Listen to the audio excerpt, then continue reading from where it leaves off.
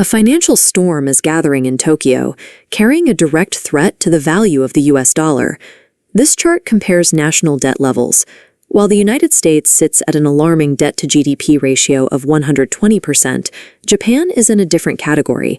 They are the most indebted major economy on Earth, owing roughly 2.5 times the total value of everything their country produces in a year, a staggering 250%.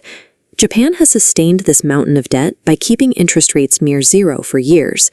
They pulled this off because their central bank, the Bank of Japan, simply steps in and buys up the vast majority of their own government bonds, ignoring the low yields to keep the system afloat. That system is now reaching its limit. Japan's new Prime Minister, Sanai Takaichi, recently signaled plans for a massive new economic stimulus package, calling for increased government spending at a time when the yen is already weak and inflation is rising.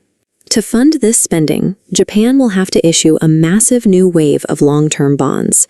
As supply hits the market, investors are demanding higher yields to compensate for the risk, forcing Japan's 20- and 30-year bond yields to record highs. The Bank of Japan is cornered. If they print more currency to buy up these new bonds and cap interest rates, they risk a collapse in the value of the yen. If they instead step back and let interest rates rise, the math becomes unsustainable. When a nation has a 250% debt-to-GDP ratio, even a small increase in borrowing costs can trigger a sovereign debt crisis. This chart shows foreign holdings of U.S. government debt. Japan holds the top spot, currently sitting on roughly $1.2 trillion in U.S. treasuries.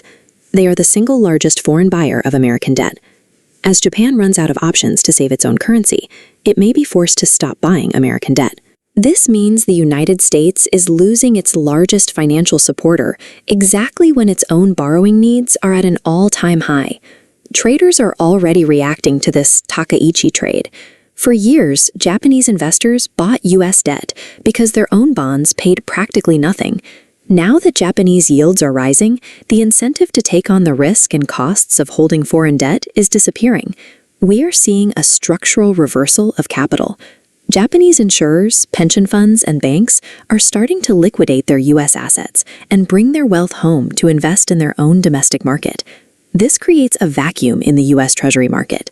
To replace the $1 trillion Japan is pulling out, the U.S. government will be forced to increase the interest rates it offers to attract new buyers. With the U.S. already spending over $1 trillion annually just on interest, these forced rate hikes place a significant strain on the federal budget.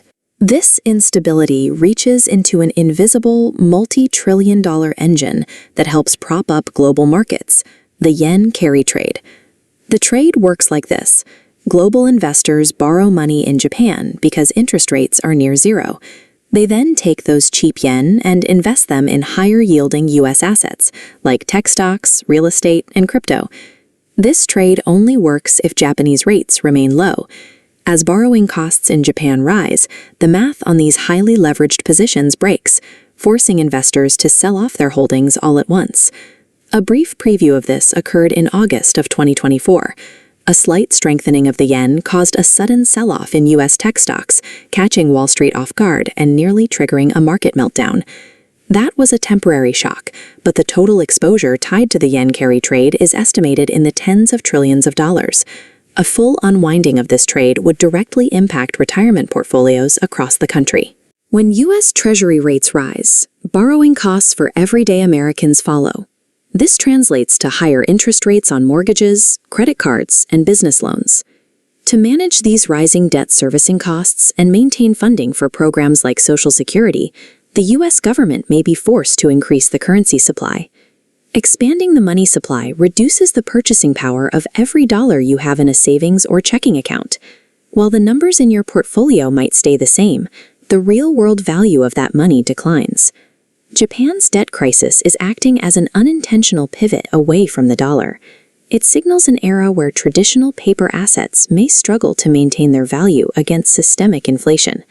History shows that when nations face this level of debt and currency devaluation, moving wealth outside the fiat dollar system becomes a primary defensive strategy. Real, physical gold has served as a time-tested asset for wealth preservation.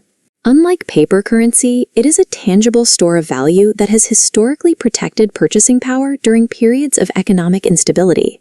A physical insurance strategy often involves silver alongside gold, providing a tangible hedge against the risks inherent in the current financial system. To understand how to protect your assets during this shift, download our free Built to Endure report or schedule a consultation with an expert analyst today. Prepare your strategy before these global moves impact your personal savings.